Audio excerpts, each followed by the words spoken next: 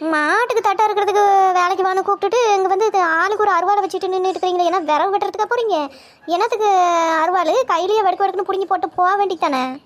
ATM அறிவாளி, தட்டு என்ன கையிலையா பிடுங்கி எய்யறதுக்கு? அது என்ன பில்லா? அறுத்தா தானே திருப்பி கட்டச்சோள பயிர் வளரும், திருப்பி மாட்டுக்கு அறுத்து போடுறதுக்கு. ஒரே முட்டுக்கா பிடுங்கி போட்டிங்கன்னா எப்படி இன்னொரு வாட்டி வளரும்? திருப்பி புதுச்சாரில் விதைக்கணும். இப்போ நாங்கள்லாம் கையில் பிடுங்க தெரியாமல் தான் ஆளுக்கு ஒரு அருவாள் எடுத்துகிட்டு வந்துக்கிறோம்.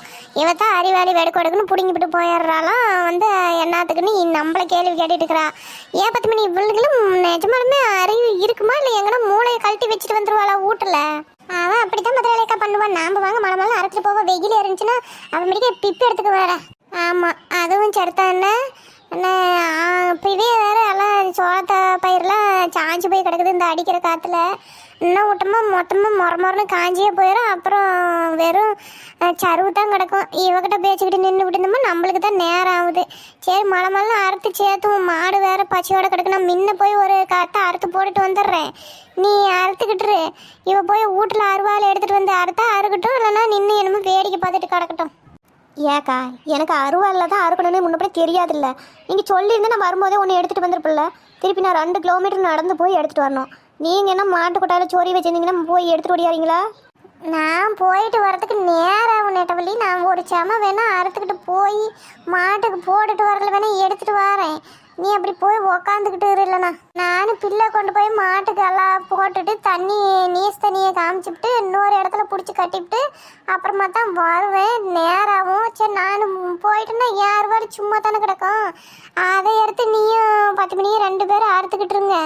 நான் போயிட்டு வீட்டில் எல்லாம் மாட்டை பிடிச்சி கட்டிவிட்டு ஒரு பெரிய மாட்டை மட்டும் பிடிச்சிக்கிட்டு ஒரு வாட்டி சோறு தின்னுவிட்டு ஓடியாந்துடுறேன். சரி, அப்படி தான் பண்ணுங்களண்ணா. வரக்கில் கையை அப்படியே வீச்சிக்கிட்டு வந்துடாதீங்க. 2 டீ வச்சுக்கிட்டு வடை பச்சி எதனா வாங்கிட்டு வாங்க, கடிச்சிக்கிறதுக்கு நல்லாயிருக்கும். ஆமாம், இப்போ அப்படியே 2 மணி அறுத்து முடிச்சுவிட்டா அதுக்குள்ளே டீயே வடை பச்சலாம் ஆறலாம் வாங்கிட்டு வர முன்ன அறுத்து சேர்த்து பார்க்கலாம். ஏன் பத்திராளி அக்கா, எல்லாம் சோள பையமே இப்படி சாஞ்சு போய் கிடக்கு. எப்படி இப்படி விட்டீங்க? முன்னாடியே ஒரு 5-6 நாளைக்கு முன்னாடியே அறுத்து சேர்த்து நின்றுக்கிட்டே இருந்திருக்கும்ல. அப்போ அறுக்கிறதுக்கு ரொம்ப சிரமமாக இருக்க மாட்டேங்குது. எல்லாம் போட்டு பின்னிக்கிட்டு கிடக்கு காற்று வளைச்சி அடிச்சதுனால. ஆமாம்மா, அந்த காற்றுக்கு எல்லாம் சாஞ்சி தான் போயிட்டு என்ன பண்ணுறது? ஆமாம், இன்னும் 2-3 நாளைக்கு விட்டிங்கன்னா எல்லாம் சருவாக போயிடும். ஒரு நெருப்பு குச்சி எங்கன்னா அந்த காற்றுல இருந்துச்சுன்னா கூட எல்லாம் பற்றிக்கிட மாட்டேங்குது. அப்படி காஞ்சி போச்சு. சரி சட்டுப்பட்டுன்னு அறுத்து சேர்த்தலாம். நீங்கள் போயிட்டு மலாருன்னு ஒடியாங்க. இந்த கீதாலும் நானும் வீட்டில் சும்மா தாங்க இருக்கிறேன். போனீங்களா சொல்லுங்கன்னு சொன்னால் நீங்கள் அவசரமாக நேரம் ஆகி போச்சு ஓடியானீங்கன்னா நான் அவகிட்ட சொல்லாமே வந்துட்டேன். நீங்கள் மாட்டை கட்டிட்டு வரல அப்படியே அவகிட்ட ஒரு பேச்சு சொல்லிட்டு வந்துருங்க. அவன் எங்கே அந்த வெயிலெலாம் என்னால் முடியாது குமிஞ்சிக்கிட்டு அப்படி இப்படின்பா. சரி சொல்லி பார்க்குறேன், வருவாளா என்னன்னு தெரியல. பார்த்து அருமா 10 மணி கையை கிழிச்சு போடும். நல்லா கத்தியாட்டம் இருக்கும் பார்த்துக்க. கிழிச்சிச்சுன்னா அப்படியே சோளன்னு ரத்தம் வந்துடும். பார்த்து நிதானமாக சூதானமாக இருக்கணும். சோளை போட்டோன்னா சும்மா கிடையாது பார்த்துக்க. சரிக்கோ. ஆமாம், வந்து சோளை போட்டு அப்படித்தான் கிழிச்சு போடும் கத்தியாட்டம்.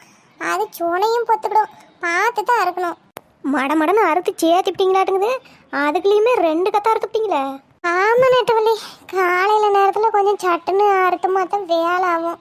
வெயில் வர வர ஒன்றும் வேலை ஆகாது பார்த்துக்க. வேருக்கும் வெயில் வேற மண்டையை பொழக்குமா. காலையில் நேரத்துலேயே கொஞ்சம் சட்டுப்புட்டுன்னு அறுத்துக்கிட்டு போயிடணும். மாடு வேற கத்திக்கிட்டே கிடந்துச்சு வரக்குள்ளேயே.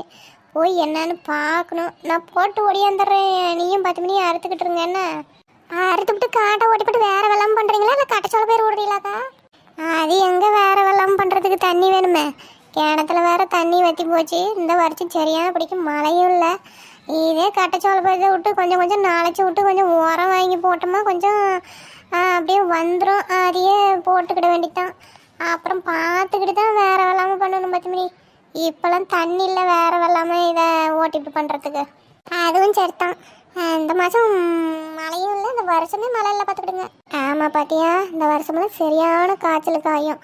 ஏன்னா மழை வந்து சரியான பிடிக்க இல்லை. அங்கங்கே எங்கேயோ தூரமாக தான் பெஞ்சிக்குது. நம்ம ஊருக்குலாம் அந்தளவுக்கு ஒன்றும் மழை இல்லை. குடிக்கிற தண்ணிக்கே அந்த வாட்டி பஞ்சம் வந்துட மாட்டேங்குது. அந்த தென்னை மரத்துக்கெலாம் பாரு தண்ணி பாய்ச்சறதுக்கு இல்லாமல் எல்லாம் கரையாக வச்சுட்டு கிடக்கு. அதுக்கே தண்ணி இல்லாமல் போச்சு. சரி சோளம் காயுதேன்னு இதுக்கு விட்டு அது கரையாக வச்சுட்டு கிடக்கு. அதில் கடலை வேற போட்டு வச்சுக்கிறாங்க. அதுக்கு தண்ணி பாய்க்கணும். என்ன தண்ணி எப்படி சமாளிக்கணும் ஒன்றும் புரியல. பத்திராளியாக்கா நீங்கள் தான் போரும் போட்டு வச்சுக்கிறீங்களே கொஞ்ச நேரம் போர் மோட்டர் போட்டிங்கன்னா தண்ணி சமாளிக்குமில்ல. அட போரில் மட்டும் எங்கே கிடக்கு தண்ணி, மலர்ந்தா தானே அதுவும் இழுத்து கொடுக்கும். போர்லேயும் இல்லை கிணத்துலையும் வடிஞ்சிக்கிச்சு. 2 நாளைக்கு ஒருக்கா ஊறப்பட்டு தான் எடுத்து தண்ணி பாய்ச்சிட்டு இருக்கிறோம். தானே இந்த வருஷம் முப்பிட்டு தண்ணி பத்தாக்குறை ஆகிப்போச்சே. அது உங்கள் கிணத்துலையாச்சும் பரவாயில்ல, ஏதோ சமாளிச்சுக்கிட்டு. பக்கத்து காட்டுக்கார கிணத்துலாம் சுத்தமாக வற்றி போச்சாட்டுங்க. அவங்க நல்ல வயலுக்கு தண்ணி லாரியில் வாங்கி 4-5 வாட்டி ஊற்றிக்கிட்டு இருந்தாங்க பார்த்தேன். ஆமாம் பார்த்தியா, அவங்களுக்குலாம் இப்பயே வற்றி போச்சு. அவங்க தண்ணி லாரியில் தான் வாங்கி ஊற்றிக்கிட்டு இருந்தாங்க, நானும் தான் பார்த்தேன். நம்ம கிணத்துல தான் கேட்டாங்க, ஒரு வயல் விடுங்கள வாச்சிக்கிறேன்னு. இங்கேயே தண்ணிலே எங்கே அப்புறம் பார்த்துட்டு சரின்னுட்டு அவங்களே விலைக்கே வாங்கிக்கிறேன்னு விட்டாங்க. சரி, நான் அந்த சமையை கொண்டு போய் வீட்டில் போட்டு மாட்டை தண்ணி பிடிச்சி காமிச்சிப்பிட்டு ஒரு இடமா பிடிச்சி கட்டிவிட்டு ஓடியாரேன். நான் பல்லு கூட விளக்கல, பல்லு விளக்கிட்டு ஒரு வச்சு சோறு குடிச்சிக்கிட்டு வாரேன். நீங்கள் 2 பேரும் அறுத்துக்கிட்டு இருங்க. சரிக்கா நீங்கள் போயிட்டு வாங்க. இந்த அருவாள் இந்த செமையை எப்படி சத்தம் கூடி தூக்கி தலையில் போய் பார்க்கலாம். அடேங்கப்பா என்ன கனமாக்குது. பத்திராளியாக்கா கொண்டு சேர்த்து விடுங்களா? இதெல்லாம் ஒரு கணம்னா எப்படி, இதோட கணமெல்லாம் தூக்கிட்டு போய்க்கிறேன். சரி நவரு. போங்க போங்க.